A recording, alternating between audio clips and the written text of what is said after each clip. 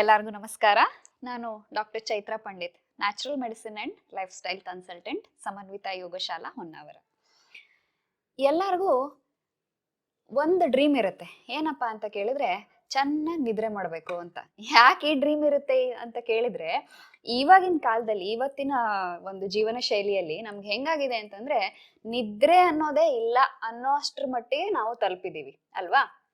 ನಿದ್ರೆ ತುಂಬಾ ಕಡಿಮೆ ಆಗಿದೆ. ಮೊದ್ಲೆಲ್ಲ ಹೇಳ್ತಾ ಇದ್ರು 8 ಗಂಟೆಗಳ ಕಾಲ ನಾವು ನಿದ್ರೆಯನ್ನ ಮಾಡ್ಬೇಕು ಅಂತ ಹೇಳಿ. 8 ಗಂಟೆ ಬಿಡಿ, ಒಂದು 5-6 ಗಂಟೆಗಳ ನಿದ್ರೆನೂ ನಮಗ್ ನಸೀಬಾಗ್ತಾ ಇಲ್ಲ ಅಂತ ಹೇಳ್ಬೋದೇನೋ.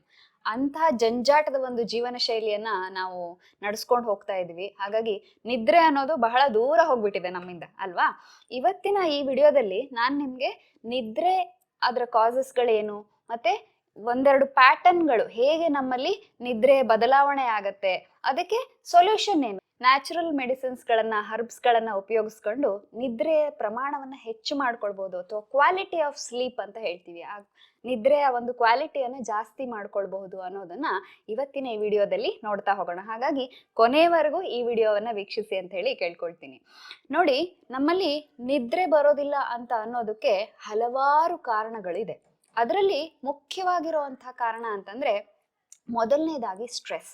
ನಾವು ಜಾಸ್ತಿ ಸ್ಟ್ರೆಸ್ಫುಲ್ ಯಾವಾಗ ಇರ್ತೀವೋ ಆವಾಗ ನಮ್ಮ ನಿದ್ರೆ ಏನಿದೆ ಅದು ತುಂಬಾ ದೂರ ಓಡೋಗುತ್ತೆ ನಮ್ಮಿಂದ. ಇಷ್ಟೇ ಅಲ್ಲದೇನೆ ಕೆಲವೊಂದು ಆಂಗ್ಸೈಟಿ ಇಶ್ಯೂಸ್ ಇರುತ್ತೆ. ಸ್ಪೆಷಲಿ ಮಕ್ಕಳಲ್ಲಿ ಇವಾಗ ಎಕ್ಸಾಮ್ ಟೈಮ್ ಹತ್ರ ಬಂದಾಗ ನೀವು ನೋಡಿರ್ಬೋದು, ಮಕ್ಕಳು ನಿದ್ರೆನೇ ಮಾಡೋದಿಲ್ಲ. ಅಥವಾ ನಾವು ಯಾರೇ ಕಾಲೇಜಿಗೆ ಹೋಗೋರು ಇರ್ಬೋದು, ಅಥವಾ ಯಾವ್ದಾದ್ರು ಒಂದು ಕಾಂಪಿಟೇಟಿವ್ ಎಕ್ಸಾಮ್ಸ್ ಕೊಡುವಂಥವ್ರು ಇರ್ಬೋದು, ಆ ಒಂದು ಸಂದರ್ಭದಲ್ಲಿ ನಿದ್ರೆ ಬರದೇ ಇರುವಂತ ಚಾನ್ಸಸ್ಗಳಿರುತ್ತೆ.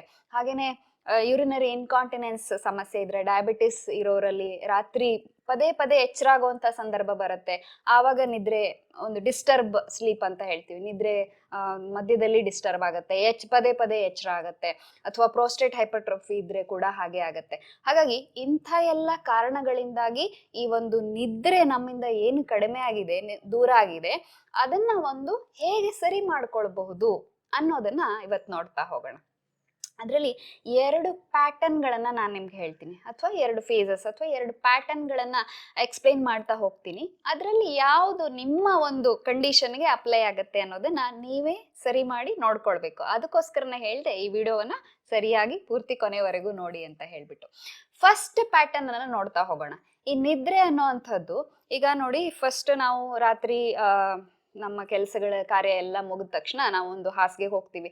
ಆವ್ರೇಜು ಒಂದು 10ರಿಂದ 10:15 ಗಂಟೆಗೆ ಒಂದು ಹಾಸಿಗೆಗೆ ಹೋಗ್ತೀವಿ ಅಂತ ತಿಳ್ಕೊಳ್ಳಿ. ಹಾಸಿಗೆಗೆ ಹೋದ್ರೆ ಒಂದೊಂದ್ಸಲ ಏನಾಗತ್ತೆ ಅಂತಂದ್ರೆ ಬೇಗ ನಿದ್ರೆ ಬಂದ್ಬಿಡತ್ತೆ. ಆವಾಗ ನಾವು ಆರಾಮಾಗಿ ನಿದ್ರೆ ಮಾಡ್ಕೊಂಡು ಹೋಗ್ತೀವಿ. ಮರುದಿವ್ಸ ಫ್ರೆಶ್ ಆಗಿರುತ್ತೆ. ನಿದ್ರೆ ಸರಿಯಾಗಿ ಮಾಡಿಲ್ಲ ಅಂತಂದ್ರೂ ಮರುದಿವ್ಸ ಆ ಫ್ರೆಶ್ನೆಸ್ ಇರೋದಿಲ್ಲ. ಆ ಮರುದಿವ್ಸವನ್ನ ನಾವೇನ್ ಚೆನ್ನಾಗಿ ಕಳಿಬೇಕು, ಮರುದಿವ್ಸದ ಕೆಲಸ ಕಾರ್ಯಗಳನ್ನ ಏನ್ ಮಾಡ್ಬೇಕು, ಆ ಫ್ರೆಶ್ನೆಸ್ ಹೊರಟೋಗುತ್ತೆ ನಮ್ಮಿಂದ. ಹಾಗೇನೆ ರಿಪೇರಿಂಗ್ ಪ್ರೋಸೆಸ್ ಏನಿದೆ ಅಲ್ಲ, ಸೆಲ್ಲಲ್ಲಿ ನಡೆಯುವಂತಹ ಎಲ್ಲ ರಿಪೇರಿಂಗ್ ಪ್ರೋಸೆಸ್, ನಮ್ಮ ಶರೀರದೊಳಗಡೆ ನಡೆಯುವಂತಹ ರಿಪೇರಿಂಗ್ ಪ್ರೋಸೆಸ್ ಎಲ್ಲ ರಾತ್ರಿ ನಿದ್ರೆಯಲ್ಲಾಗತ್ತೆ. ಹಾಗಾಗಿ ಆ ನಿದ್ರೆ ಅನ್ನುವಂಥದ್ದು ತುಂಬಾ ಇಂಪಾರ್ಟೆಂಟ್. ಇವಾಗ ಫಸ್ಟ್ ಪ್ಯಾಟರ್ನ್ ಹೇಗೆ ಅಂತಂದ್ರೆ, ಒಂದು ನಮ್ಮಲ್ಲಿ ಸ್ಟ್ರೆಸ್ ಅನ್ನ ಜಾಸ್ತಿ ಉತ್ಪತ್ತಿ ಆದಾಗ, ನಮ್ಮಲ್ಲಿ ಸ್ಟ್ರೆಸ್ಫುಲ್ ಸಿಚುವೇಶನ್ ಇದ್ದಾಗ, ನಾವು ತುಂಬಾ ಸ್ಟ್ರೆಸ್ ಅನ್ನ ಕಂಡೀಷನ್ಸ್ ಅಲ್ಲಿ ಇದ್ದಾಗ ಕಾರ್ಟಿಸಾಲ್ ಅನ್ನುವಂಥ ಹಾರ್ಮೋನ್ ಬಿಡುಗಡೆ ಆಗ್ತಾ ಹೋಗುತ್ತೆ. ಈ ಕಾರ್ಟಿಸಾಲ್ ಅನ್ನುವಂಥ ಹಾರ್ಮೋನು ಹಲವಾರು ಫಂಕ್ಷನ್ಸ್ ಗಳನ್ನ ನಮ್ಮ ದೇಹದಲ್ಲಿ ಮಾಡುತ್ತೆ. ನಮ್ಮ ಮೆಟಬಾಲಿಸಮ್ ಅನ್ನ ರೆಗ್ಯುಲೇಟ್ ಮಾಡುತ್ತೆ, ನಮ್ಮ ಬ್ಲಡ್ ಪ್ರೆಷರ್ ಅನ್ನ ಮಾನಿಟರ್ ಮಾಡೋದಕ್ಕೆ ಸಹಾಯ ಮಾಡುತ್ತೆ, ನಮ್ಮಲ್ಲಿ ಸ್ಲೀಪ್ ವೇಕ್ ಸೈಕಲ್ ಅನ್ನ ಇದು ಕಂಟ್ರೋಲ್ ಮಾಡುತ್ತೆ. ಯಾವುದು? ಕಾರ್ಟಿಸಾಲ್ ಅನ್ನುವಂಥ ಹಾರ್ಮೋನ್. ಇದು ಒಂದು stress hormone. So sleep wake cycle ಅನ್ನ ಇದು ಹೇಗೆ ಮಾನಿಟರ್ ಮಾಡತ್ತಪ್ಪ ಅಂತಂದ್ರೆ, ನೋಡಿ, ಬೆಳಿಗ್ಗಿನ ಸಂದರ್ಭದಲ್ಲಿ ಬೆಳಿಗ್ಗೆ ಎದ್ದ ತಕ್ಷಣ ಕಾರ್ಟಿಸಾಲ್ ಹೈ ಇರುತ್ತೆ ನಮ್ಮ ಶರೀರದಲ್ಲಿ. ಹಾಗಾಗಿ ನಾವು ಅಲರ್ಟ್ ಆಗಿರ್ತೀವಿ. ಫ್ಲೈಟ್ ಮತ್ತೆ ಫೈಟ್ ಮೋಡ್ ಅಂತ ನೀವು ಕೇಳಿರ್ಬೋದು, ಅಥವಾ ಫೈಟ್ ಅಂಡ್ ಫ್ಲೈಟ್ ರೆಸ್ಪಾನ್ಸ್ ಅಂತ ಕೇಳಿರ್ಬೋದು. ಈಗ ಆ ಕಥೆಯನ್ನ ನೀವೆಲ್ಲರೂ ಕೇಳಿರ್ತೀರಲ್ವಾ. ಹುಲಿ ಒಂದು ಓಡಿಸ್ಕೊಂಡು ಅಟ್ಟಿಸ್ಕೊಂಡು ಬಂದಾಗ ಜಿಂಕೆ ಸಿಕ್ಕಾಪಟ್ಟೆ ಜೋರಾಗಿ ಓಡ್ ಹೋಗಿ ತನ್ನ ಪ್ರಾಣವನ್ನ ಅದು ರಕ್ಷಣೆ ಮಾಡ್ಕೊಳ್ಳುತ್ತೆ ಅಂತ ಹೇಳ್ಬಿಟ್ಟು, ಅದು ಫೈಟ್ ಅಂಡ್ ಫ್ಲೈಟ್ ರೆಸ್ಪಾನ್ಸ್ ಅಂತ ಹೇಳ್ತೀವಿ. ಒಂದೋ ನಾವು ತಿರುಗಿ ನಿಂತು ಫೈಟ್ ಮಾಡಬೇಕು, ಅದಕ್ಕೆ ಕಾರ್ಟಿಸಾಲ್ ಹೆಲ್ಪ್ ಮಾಡುತ್ತೆ, ಅಥವಾ ಓಡ್ ಹೋಗೋದಕ್ಕೇನು ಕೂಡ ಈ ಒಂದು ಸ್ಟ್ರೆಸ್ ರೆಸ್ಪಾನ್ಸ್ ಆಗಿ ಅದು ಹೆಲ್ಪ್ ಮಾಡುತ್ತೆ ಅಂತ ಹೇಳಿ. ಹಾಗೇನೆ ಸ್ಲೀಪ್ ವೇಕ್ ಸೈಕಲ್ ಅಲ್ಲಿ ಇದೇನ್ ಮಾಡತ್ತಪ್ಪ ಅಂತ ಕೇಳಿದ್ರೆ, ಬೆಳಿಗ್ಗೆ ಅಲರ್ಟ್ನೆಸ್ ಅನ್ನ ಜಾಸ್ತಿ ಮಾಡುತ್ತೆ. ಹಾಗೇನೆ ದಿನ ಹೋಗ್ತಾ ಹೋಗ್ತಾ ಹೋಗ್ತಾ ಹೋದಾಗೆ ಸಂಜೆಯ ಟೈಮಲ್ಲಿ ಈ ಕಾರ್ಟಿಸಾಲ್ ಲೆವೆಲ್ ನಿಧಾನವಾಗಿ ಕಡಿಮೆ ಆಗ್ತಾ ಬರುತ್ತೆ. ಕಾರ್ಟಿಸಾಲ್ ಲೆವೆಲ್ ಕಡಿಮೆ ಆಗ್ತಾ ಬಂದ ಹಾಗೆ ಇನ್ನೊಂದು ಹಾರ್ಮೋನ್ ಇದೆ, ಮೆಲಟೋನಿನ್ ಅಂತ ಹೇಳ್ಬಿಟ್ಟು. ಸ್ಲೀಪ್ ಅಂದ್ರೆ ನಿದ್ರೆ ಅಂದ್ರೆ ಇಷ್ಟೇ, balance between cortisol and melatonin ಅಂತ ಹೇಳ್ಬೋದು. ಈ ಕಾರ್ಟಿಸಾಲ್ ಪ್ರಮಾಣ ಕಡಿಮೆ ಆಗ್ತಾ ಹೋದ ಹಾಗೆ ನಮ್ಮಲ್ಲಿ ಮೆಲಟೋನಿನ್ ಪ್ರಮಾಣ ಜಾಸ್ತಿ ಆಗ್ತಾ ಹೋಗ್ಬೇಕು. ಮೆಲಟೋನಿನ್ ಪ್ರಮಾಣ ಜಾಸ್ತಿ ಆದ್ರೆ ಚೆನ್ನಾಗಿ ನಿದ್ರೆ ಬರುತ್ತೆ. ಓಕೆನಾ?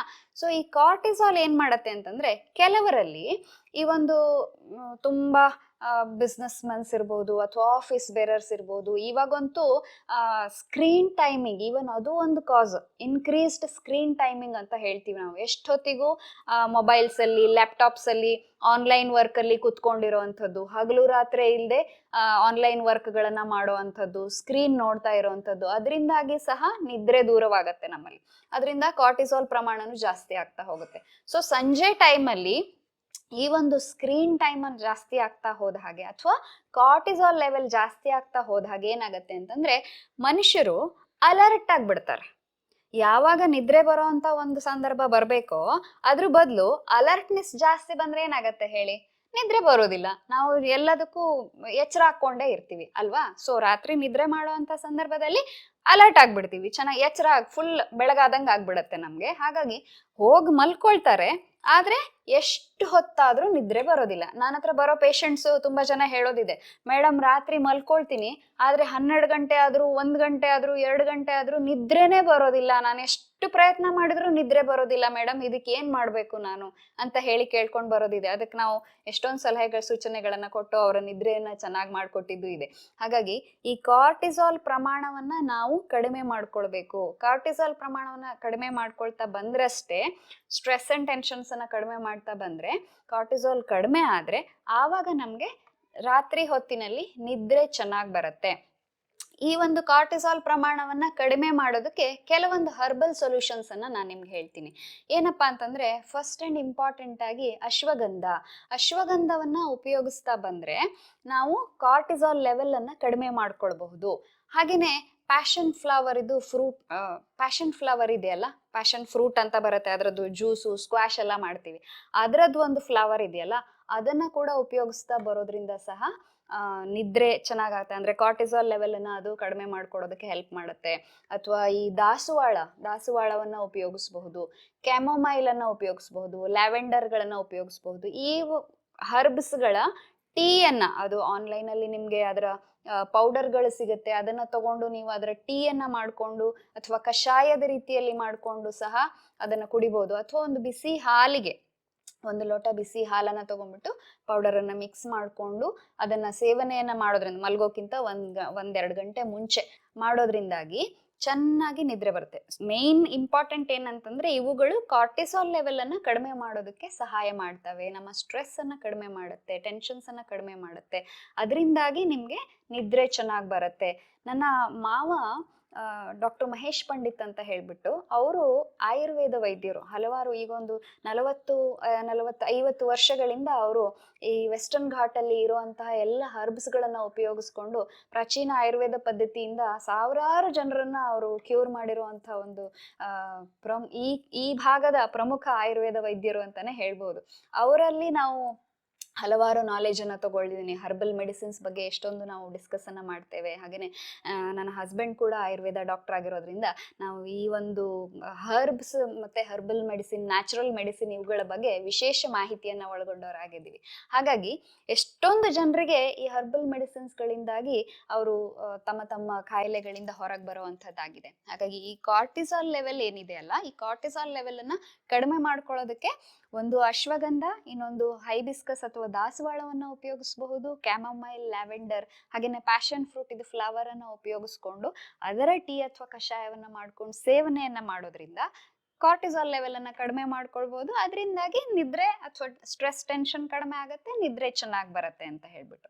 ಇದು ಫಸ್ಟ್ ಪ್ಯಾಟರ್ನ್. ಏನಂತಂದ್ರೆ, ಮಲಗಿದಾಗ ಎಷ್ಟೊಂದು ಅರ್ಧ ರಾತ್ರಿವರೆಗೆ ನಿದ್ರೆ ಬಾರದೇ ಇರೋದು, ಅಲರ್ಟ್ ಆಗಿರೋದು, ಅದು ಕಾರ್ಟಿಸಾಲ್ ಇಂದಾಗಿ ಆಗುವಂಥದ್ದು. ಇನ್ನು 2ನೇ ಪ್ಯಾಟರ್ನ್ ಅನ್ನ ಹೇಳ್ತೀನಿ. 2ನೇ ಪ್ಯಾಟರ್ನ್ ಅಲ್ಲಿ ಹೇಗಾಗತ್ತೆ ಅಂತ ಕೇಳಿದ್ರೆ, ನಾನು ಈ ಮುಂಚೆನೆ ಹೇಳ್ದೆ ನಿಮ್ಗೆ, ಈ ನಿದ್ರೆ ಅಂತಂದ್ರೆ ಅದು ಕಾರ್ಟಿಸಾಲ್ ಮತ್ತೆ ಮೆಲಟೋನಿನ್ ಒಂದು ಬ್ಯಾಲೆನ್ಸ್ ಅಂತ ಹೇಳಿದೆ ಅಲ್ವಾ. ಮೆಲಟೋನಿನ್ ಅನ್ನುವಂಥದ್ದು ಹಾರ್ಮೋನು ನಮ್ಮಲ್ಲಿ ನಿದ್ರೆಯನ್ನ ಉಂಟು ಮಾಡ್ಲಿಕ್ಕೆ ಸಹಾಯವನ್ನು ಮಾಡುವಂಥದ್ದಾಗಿದೆ.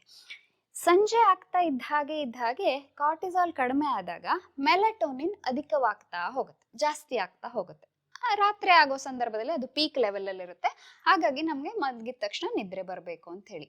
ಆದ್ರೆ ಈ ಸೆಕೆಂಡ್ ಪ್ಯಾಟರ್ನ್ ಅಲ್ಲಿ ಏನಾಗತ್ತೆ ಗೊತ್ತಾ, ನಿದ್ರೆ ಮಾಡ್ಬೇಕು ಅಂತ ಅನ್ಸತ್ತೆ, ಹೋಗಿ ಮಲ್ಕೊಳ್ತೀವಿ, ಕಣ್ಣು ಭಾರವಾಗಿರುತ್ತೆ, ಕಣ್ಣು ಮುಚ್ಚಿ ಬರ್ತಾ ಇರುತ್ತೆ, ಅಯ್ಯೋ ಜಸ್ಟ್ ಮಲ್ಕೊಂಡ್ರೆ ಸಾಕಪ್ಪ, ನಾನು ನಿದ್ರೆ ಮಾಡ್ಬಿಟ್ರೆ ಸಾಕು, ಮಲ್ಕೊಂಡ್ರೆ ಸಾಕು ಅಂತ ಹೇಳ್ತಾ ಇರ್ತೀವಿ, ಹೋಗಿ ಮಲ್ಕೊಳ್ತೀವಿ, ಆದ್ರೆ ನಿದ್ರೆ ಬರೋದಿಲ್ಲ.